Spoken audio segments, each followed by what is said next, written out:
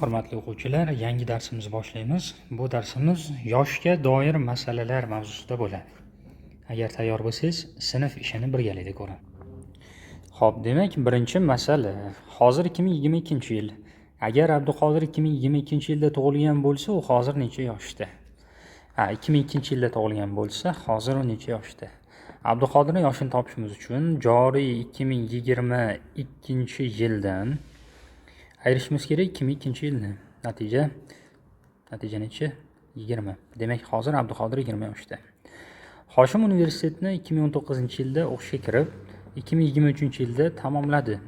Hoshim universitetda necha yil o'qidi? Qoida oddiy, 2023 ayrilgan 2019, natija 4 yil. Keyingi savolga o'tamiz. Aziz hozir maktabda 3-sinfda. Nodir esa 7-B sinfda o'qiydi. Nodir Azizdan necha yoshga katta? Bolalar maktabga bir xil yoshda borishgan. Xo'p, demak, bir xil yoshda boradigan bo'lsa, hozir maktabda Aziz 3-sinf, Nodir 7-B sinfda. Demak, Aziz 3 yil o'qigan, Nodir 7 yil o'qigan. Biri ikkinchisidan qancha farq bilan borgan desa, 7 dan 3 ta ayiramiz, natija 4. Demak, 4 yosh katta ekan Botir, Nodir. 4-masala. Sanjar 2010-yilda tug'ilgan. U mashina haydashga juda qiziqadi. Bu uchun esa Sanjarga haydovchilik guvohnomasi kerak bo'ladi. Haydovchilik guvohnomasini 18 yoshga to'lgandan keyin olish mumkin ekan. Hisoblab ko'rsa, u hali yana kamida 5 yil kutish kerak. Hisoblab ko'ringchi, hozir nechinchi yil? Demak, u kamida 5 yil kutish kerak. 5 yil kutgandan keyin yoshi 18 ga kirar ekan, to'g'rimi? Endi 2010-yilda tug'ilgan va 18 ga kirar ekan dedik. Kami bo'lib nechinchi yilda 18 ga kiradi desa, 2028-yilda 18 ga kirar ekan. Endi u 5 yil kutish kerak deyapti-yu, 2028 bo'lish uchun, demak, hali 5 yil bor ekan. Xulosa, hozir 2023-yilligi ma'lum bo'ladi. Xo'p, buni tushundingizga umiddaman. 5-masala. Malika 2005-yilda 8 yoshda edi. U 2030-yilda necha yosh bo'ladi? Dastlab topishimiz kerak bo'lgan narsa. 2030 dan ayirishimiz kerak 2005 ni. Hisoblaymiz, 25. Demak, Malika 8 yoshda bo'lgan vaqtidan 25 yil o'tyapti. Hozirgi Malikani yoshini topishimiz uchun 8 ga 25 ni qo'shamiz, natija 33. Demak, 2030-yilda Malika 33 yoshda bo'ladi. Keyingi masalaga o'tdik. Nozim 2010-yilda 30 yoshda edi. U nechanchi yilda 14 yoshda bo'lgan? Xo'p, 30 yoshda edi 2010-yilda. Nechanchi yilda 14 yoshda bo'lgan? Demak, 30 yosh 14 yoshdan qanchaga farq qilishini topamiz. 30 dan 14 da ayirsak 16 chiqadi. Demak, 16 yil oldin shunaqa bo'lgan. Xo'p, 2010-yil 30 yoshda bo'lgan. Undan 16 ni ayiradigan bo'lsak, natija 1994 yilni hosil qiladi. Demak, 1994-yilda u 14 yosh edi. Keyingi masalaga o'tamiz. O'g'il otadan 25 yosh kichik, bobodan esa 52 yosh kichik. Bobo otadan necha yosh katta? Xo'p, masalani qanaqa hal qilamiz? Mana uzun soniqni tasavvur qilamizda, mana bu joyda ota, mana bu joyda bola. O'g'il deylikmi? Aytayaptiki, o'g'il otadan 25 yosh kichik. Demak, o'g'ilning yoshidan otaning yoshiga borguncha 25 ni qo'shamiz. 1 minut, hozir kerak narsani o'chirib tashlaymiz. Ana endi boboni yoshiga borish uchun otaning yoshiga necha yil qo'shish kerak? Bobodan esa 52 yosh kichik. Bobo otadan necha yosh katta? Demak, o'g'ildan otagacha 25 yil bor. O'g'ildan bobogacha jami 52 yil bor. 52 yil bor. Endi otadan bobogacha necha yil bor? 52 dan ayirishimiz kerak 25 ni. Mana. O'g'ildan bobogacha 52 yil bor. O'g'ildan otagacha 25 yil bor. Shunda mana bu joy qolyapti-ku. Demak, 25 ga nechini qo'shsak 52 bo'ladi. Shuni topishimiz zarur. To'g'ri javob hozir ayirib ko'ramiz. 25, 52 dan 25 ketsa natija 27 ekan. Keyingisiga o'tdik, hurmatlilar. Hayvonot bog'idagi jirafalar fillardan 13 yosh, yo'lbarslardan esa 7 yosh katta. Yo'lbarslar fildan necha yosh katta ekanligini aniqlang. Xo'p, o'ylaymiz. Nima haqida? Jirafa fildan 13 yosh katta ekan. Jirafa deymiz-ku, shu jirafaning yoshi filning yoshidan 13 ga katta ekan. Shu jirafani o'zi esa yo'lbarsdan 7 yosh katta ekan. Yo'lbarsning yoshiga 7 qo'shsak, mana jirafaning yoshi kelar ekan. Xo'p, endi topish zarur bo'lgan narsa. Yo'lbars fildan necha yosh katta? Jirafaning yoshlari o'zaro teng, to'g'rimi? Mana bu yerda. Jirafaning yoshi filnikidan 13 yil katta, yo'lbarsnikidan 7 yil katta.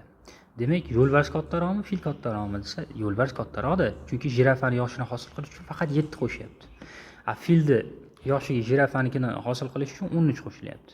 Endi fil va yo'lbarsning yoshlari farqini topish uchun 13 dan 7 ni ayirishimiz kerak.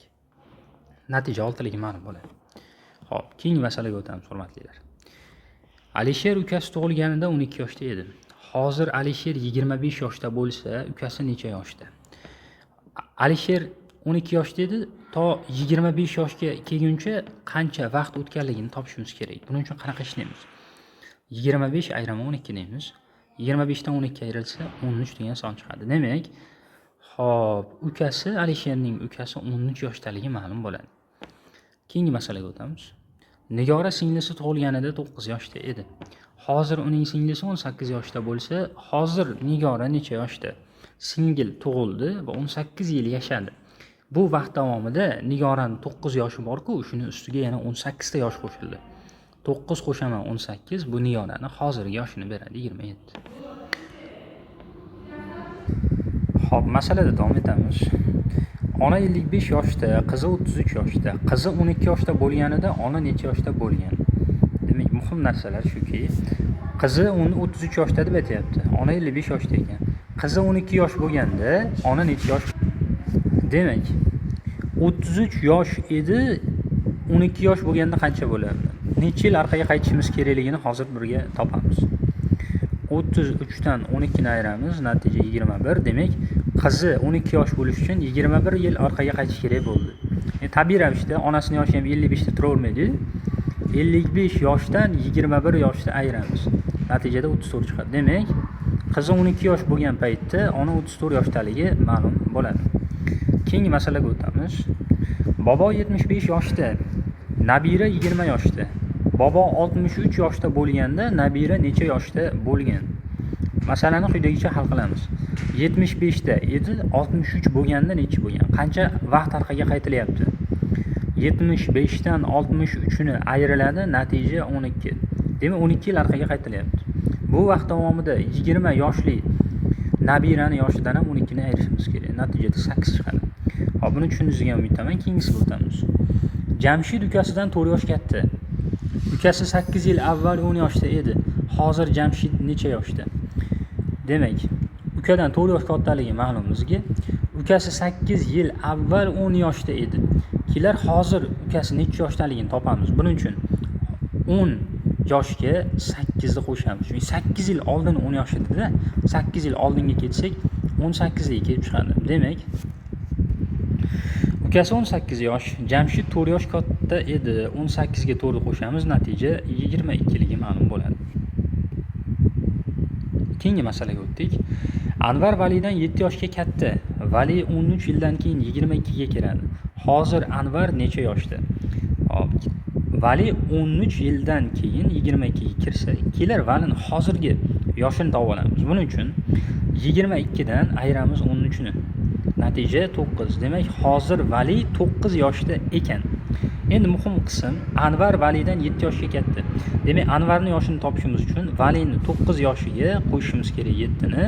Demak, Anvar 16 yoshdaligi ma'lum bo'ladi. Keyingi masalaga o'tamiz. 15. Nodira 25 yoshda, Sevara Nodiradan 4 yoshga katta. Lekin Azizadan 8 yoshga kichik. Aziza necha yoshda? Hop, quyidagicha hal qilamiz masalani. Sevara Nodiradan 4 yoshga katta. Demak, Nodira 25 yosh edi. Sevarani yoshini topish uchun 25 ga 4 ni qo'shamiz. Demak, Sevara 29 yoshda. Azizadan 8 yoshga kichik. Mana shu Sevarani o'zi haqida gap ketyapti. U Azizadan 8 yoshga kichik. Demak, Aziza Sevarani yoshidan yana 8 ta yosh qo'shamiz, o'sha yoshga teng. 29 ga 8 37. Aziza 37 yoshdaligi ma'lum bo'ladi. Keyingi masalaga o'tdik. Nodirbek 18 yoshda. Mohir Nodirdan 5 yoshga kichik, lekin Islomdan 3 yoshga katta. Islom necha yoshda? Quyidagicha hal qilamiz. Xo'p, Mohir Nodirdan 5 yoshga kichik, lekin Islomdan 3 yoshga katta. Kelar Mohirning yoshini topib olamiz. Mohirning yoshi Nodirdan 5 yoshga kichik deb aytdi. Nodirbek 18 dedi. 18 dan 5 ayiramiz, demak Mohirning yoshi 13 daligi ma'lum bo'ladi. Va mana shu Mohirning yoshi Islomdan 3 yoshga katta deb aytayapti. Demak, Islomning yoshini topishim uchun nima qilishim kerak? Mohirning yoshidan 13 dan 3 ni ayirishim kerak. Chunki Mohir Islomdan 3 yoshga katta-da. Islomdan 3 yoshga katta. Islomning yoshini topishim uchun demak Mohirning yoshidan 3 ta ayiraman. Demak, Islomning yoshi 10 daliga kelib chiqadi. Keyingi qismlarga o'tamiz, hurmatlilar. Hop, sal o'lchamni kattalashtiramiz. Marhamat.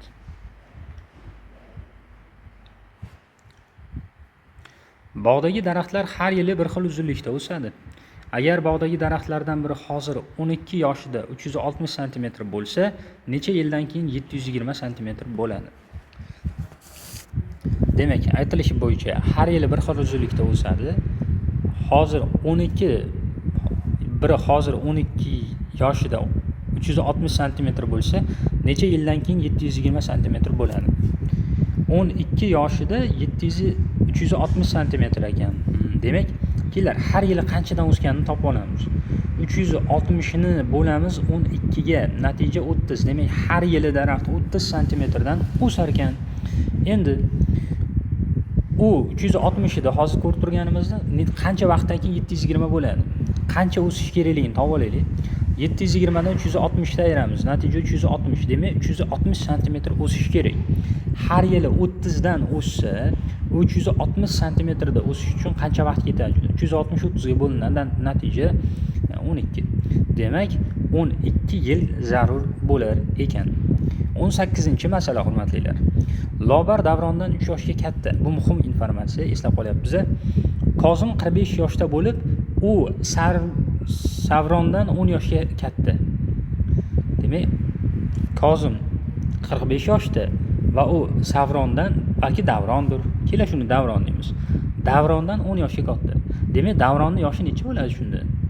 Davronning yoshi 35 ta bo'ladi. Chunki Kozim 45 ta yoshi va u Davrondan 10 yoshga katta. Davronning yoshi 35 ligi ma'lum bo'ladi. Ayo, bu Savron ekan. Mayli, Savron ekan bu. Savron va Davron degan ismlar bor ekan. Davom etamiz. Savron Davrondan 5 yoshga katta. Demak, Davronning yoshini topishim uchun aytayaptiki, Davrondan 5 yosh katta ekan Savron. Demak, Savron kattami, Davron kattami desa, Savron katta. Davronning yoshini topish uchun Savron yoshidan 5 ta ayiramiz. Savronning yoshi 35 edi, 35 dan 5 ta ayirsak, Davronning yoshi kelib chiqadi. Xo'p. Lobar Davrondan 3 yosh katta degan. Davronning yoshi 30 edi, Lobar yoshini topmoqchi bo'lsak, 30 ga 3 ni qo'shamiz, shunda 33. Lobarning yoshi kelib chiqadi. Xo'p, hurmatlilar, keyingi masalaga o'tamiz. Lobar 33 yoshda hozir. 19-masala. Salim Durdonadan 5 yoshga kichik. Komil 32 yoshda bo'lib, u Sanjardan 4 yoshga kichik. Demak, Komil haqida aniq ma'lumot bor. Komil 32 yosh. Va u Sanjardan 4 yoshga kichik. Sanjarning yoshi demak 36 daligi ma'lum bo'ladi. Chunki u Komildan 4 yoshga katta-da. Davom etamiz. Sanjar Durdonadan 3 yoshga kichik. Sanjar Durdonadan 3 yoshga kichik bo'lsa, demak, Durdona Sanjardan 3 yoshga katta. 36 edi-ku Sanjarning yoshi. O'shanga 3 qo'shamiz, 39. Salim hozir necha yoshda deyapti? Sanjar Durdonadan 5 yoshga kichik. Salim Durdonadan 5 yoshga kichik. Demak, Salimning yoshini topishim uchun Durdonaning yoshidan 5 ta ayirishim kerak ekan. Ya'ni 39 dan 5 ketsa, natija 34. Chalg'imasdan yaxshilab ishlash kerak bo'ladi bu misollarda. 5 yil oldingi otaning yoshi 3 yil keyingi onaning yoshiga teng. 7 yildan keyin ota 50 yoshga kirsa, ona hozir necha yoshda? Kelinglar, yuqoridagi ma'lumotlar asosida ota va onani yoshlari orasidagi farqni bilaylik. 5 yil oldingi otani yoshi 3 yil keyingi onani yoshiga teng bo'ladi. Demak, ota va onani yoshlari farqi nechida desangiz, mana bu holatda turaylik. Hozirgi davr. 5 yil oldinga qaytganimizda otani yoshi mana -5 yil. 3 yildan keyingi onani yoshiga teng. Demak, ota va onani yoshlari o'rtasida qancha farq bor desa, 8 yil farq bor ekan. Ota onadan 8 yoshga kattaroq ekan. Endi aytayapti. 7 yildan keyin ota 50 yoshga to'lar ekan. Kelar hozir necha yoshligini bilaylik shuni. 50 dan 7 ni ayirsak 43. Otaning yoshi 43 daligi ma'lum bo'ladi. Xo'p, ona necha yoshda hozir? Ona 8 yoshi. Ota onadan 8 yosh kattaligini bilamiz-ku. Demak, ona 8 yoshga yoshroq ekan. 43 dan 8 ni ayiramiz, natija 35. Ona 35 yoshdalig kelib chiqadi. Xo'p, qiziqarli masala ekan. Yaxshilab o'rganib olamiz. 21-masala nihoyat. 12 yil oldingi otaning yoshi 4 yil oldingi onaning yoshiga teng. Agar ona 11 yildan keyin 45 yoshga kirsa, ota hozir necha yoshda? Masala qanday? Holat bunday. Demak, mana bu hozirgi zamon desak, 12 yil oldingi otaning yoshi 4 yil oldingi onaning yoshiga teng. Mana shu joydan ota va ona yoshlari o'rtasidagi farq kelib chiqadi.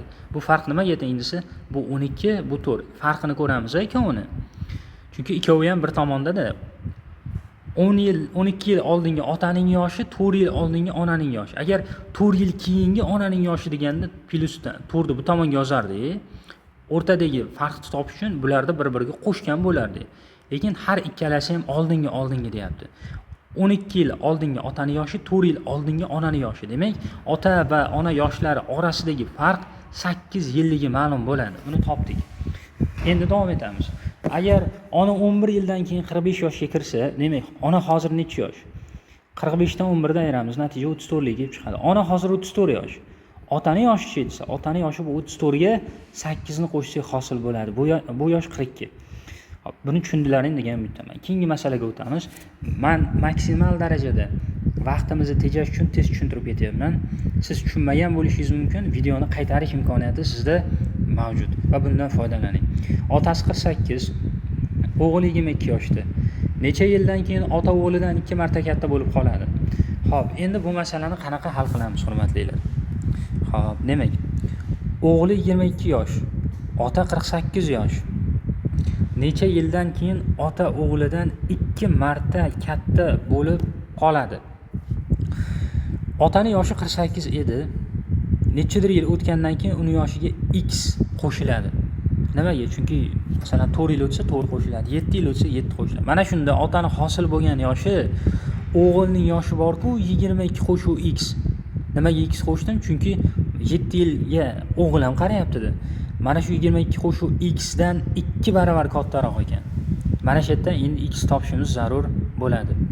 Xo'p, kelinglar buni qanaqa usulda amalga oshiramiz. Chap tomonda 48 qo'shama x o'zi turibdi. 2 bilan 22 ko'p. Qavs ochiladi-ku, 2 bilan 22 ni ko'paytiramiz. 44. Bitta xurmoyni 2 ga ko'paytirsak 2x bo'ladi. Mana shu joyda bu tomondagi x vaqa o'tadi minus bo'lib, 44 bu tomonga o'tadi minus bo'lib. 48 ayiraman 44 teng 2 ta x ayiraman x. Bundan x topadigan bo'lsak 4 ligi ma'lum bo'ladi. 4 bu nima narsa desa, 4 yildan keyin otaning yoshi o'g'ilning yoshidan 2 barobar katta bo'lib qolar ekan. Rostdan ham shunaqami? Ha, 48 ga 4 qo'shsangiz 52 bo'ladi, 22 ga 4 qo'shsangiz 26 bo'ladi. 2 barobar katta bo'lib qolar ekan.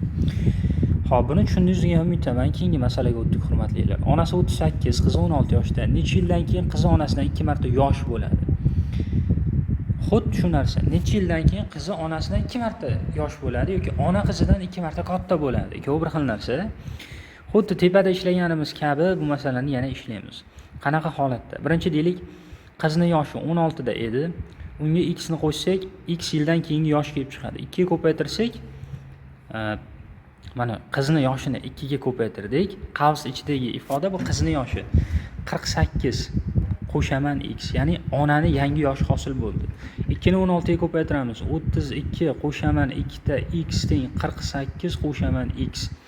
Bunda mana bu x chap tomonga minus ishora bilan o'tsa, 2 ta x ayiraman x, bu tomondagi 32 48 ning yoniga minus ishora bilan o'tsa, 48 ayiraman 32, natija 16. Endi 2 ta x dan bitta x ketsa, bitta x qoladi. X teng 16 ligi. Demak, 16 yildan keyin qizi onasidan 2 marta yosh bo'lib qolar ekan. Keyingi masalaga o'tsak ham menimcha bo'laveradi. Bu masalamiz demak, ota hozir 53 yoshda, qizi 29 yoshda. Necha yil oldin ota qizidan 2 marta katta bo'lgan. Endi holat biroz boshqacharoq. Oldin deyapti. Endi keyin demayapti-da, oldin deyapti. Qanday ishlaymiz desa? Xo'p, holat bunday. 53 ayro x. Otani x yil oldingi yoshi kelib chiqdi mana shu ifoda yordamida. Teng ekan 29 ayro x qizni u oldingi yoshini ikkitasiga. Qavs-ichidagi ifoda bu qizni oldingi yoshini ko'rsatadi. Endi qavslarni ochamiz. 53 ayrilgan x teng 2 kara 29 bu 58 degani. 58 ayrilgan 2 ta x. Bu minus 2x imiz narigi tomonga o'tadi plus bo'lib. 2 ta x minus x 58 minus 53.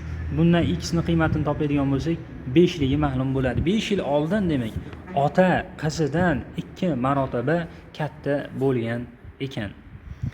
Xo'p, demak, keyingi masalaga o'tamiz. Aka-ukalarning yoshlari yig'indisi 23 ga teng. 4 yildan keyin ularning yoshlarining yig'indisi nechaga teng bo'ladi? Xo'p, hozircha yoshlar yig'indisi 23 yil edi. 4 yildan keyin har birini yoshiga 4 dan qo'shiladi. Mana akani yoshiga 4 qo'shiladi, ukani yoshiga ham 4 qo'shiladi. Jamisi bo'lib ular ikkita-ku 8 qo'shiladi hozirgi yoshlar yig'indisiga. 23 ga 8 qo'shilsa 31. Mana aka va uka birgalikda 31 yosh tashkil qilgan bo'lar ekan. Keyingi masalaga o'tamiz.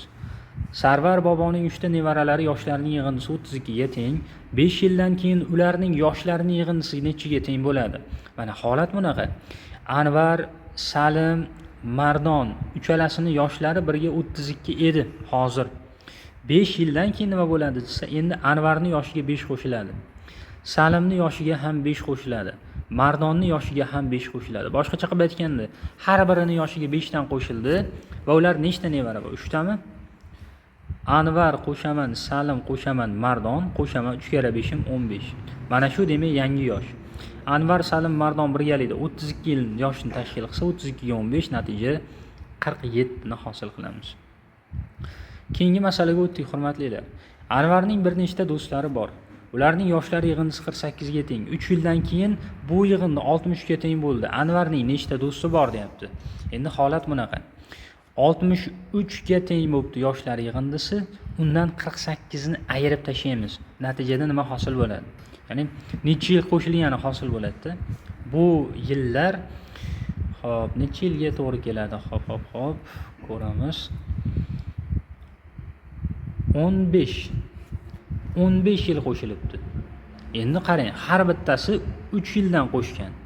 Har biri 3 yildan qo'shib, to 15 yil qo'shib qo'yibdi. Demak, nechta do'st bo'ladi desa, mana shu 15 ta endi har biri qo'shgani 3 ga bo'lsak, 5 ta do'st mavjudligi kelib chiqadi. 28-masala, hurmatlilar.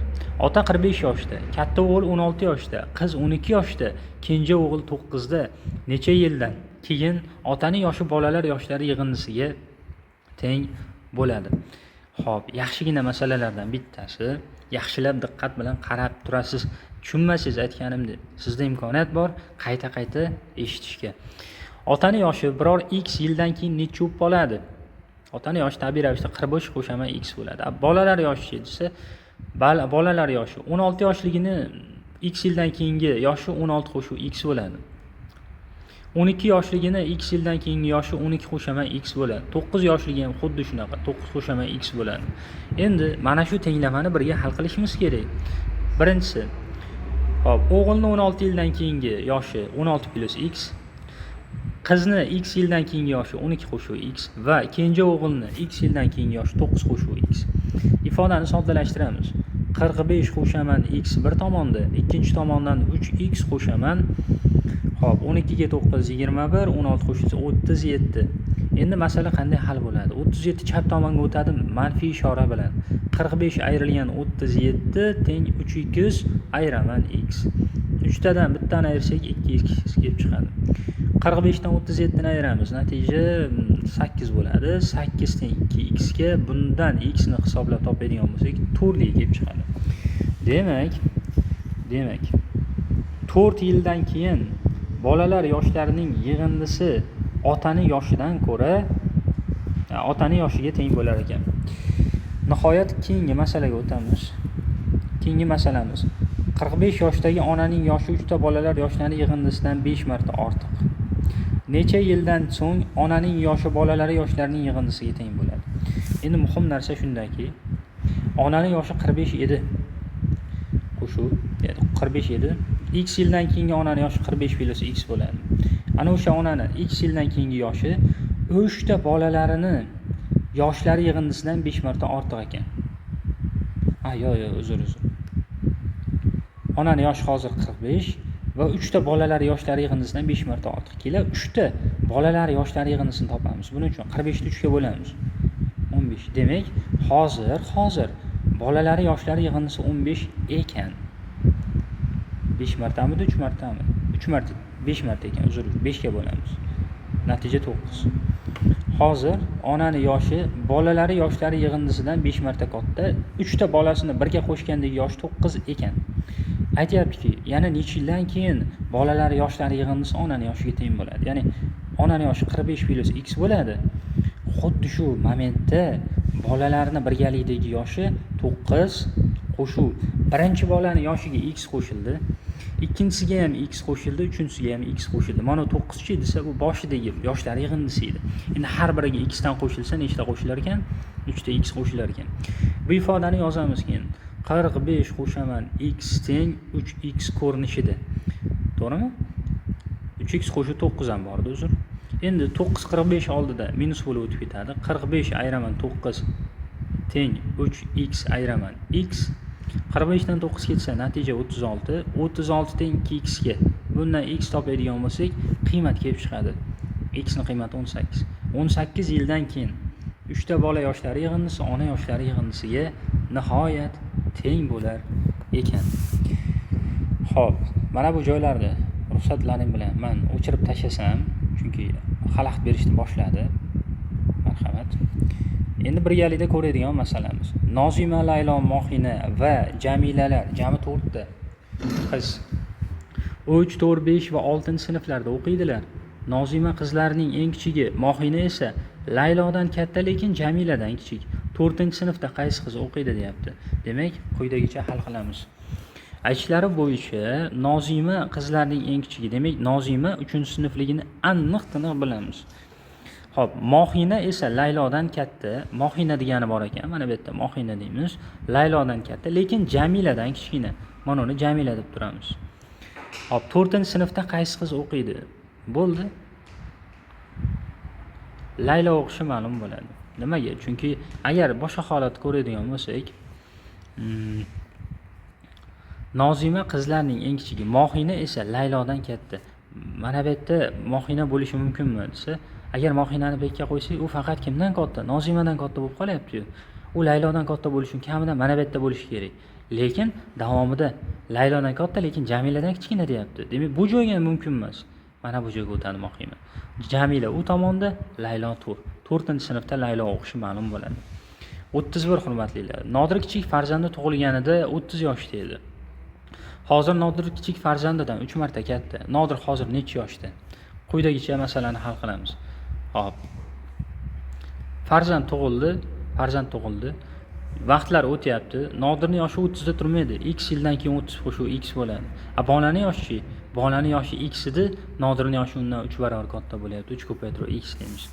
Xo'p, endi mana shuni tenglama qilib ishlaydigan bo'lsak, bu x bu tomonga o'tadi. 30 teng 3 ta x dan bittani ayirsak 2 ta x bo'ladi. Bundan x topsak 32 ga bo'linadi. Natija 15. Demak, hozir 15 yoshda ekan Nodirning farzandi. O'zichi? O'zi mana 15 ga 30 ni qo'shamiz, 45 yoshdaligi ma'lum bo'ladi. 32-masala. 32-masala yana bir bor o'g'il otasidan necha yoshdasiz deb so'radi. Otasi yoshimning yarmiga 10 qo'shilsa, 15 yil oldingi yoshimni bilasan dedi. Ota necha yoshda? Xo'p, endi masala tuzukkinaga o'xshayapti. Yoshimning yarmiga 10 qo'shsang, 15 yil oldingi yoshimni bilib olasan deyapti. Yoshi masalan A bo'lsa, uni yarmi nima bo'ladi? Yoshini yarmi A taqsim 2. Yoshini mana shu yarmiga,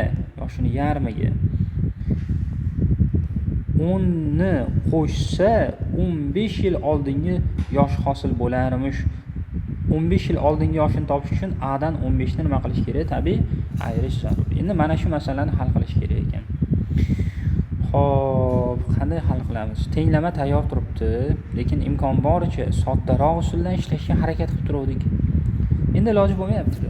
Hozircha shu usul bilan ishlaymiz. Kommentariyaga mana shu 32-misolni ishlashni kim osonroq usulni yozsa, albatta mukofot. Xo'p, yana takrorlashga majburman, hurmatlilar. Mana shu masalani oson yechimini kommentariyaga yozgan odamga albatta sovg'a bor. Demak, 32-masalani oson yechimini qidiramiz. Xo'p, men bo'lsa universal klassik usulda ishlaymiz. Har ikkala tomonni, hurmatlilar, 2 ga ko'paytiramiz. A taqsim 2 ni ham, 10 ni ham, A ni ham, minus 10 hammasini 2 ga ko'paytirib chiqamiz. Tenglaydi. A taqsim 2 ko'paytiraman 2. Qo'shaman 10 ko'paytiraman 2.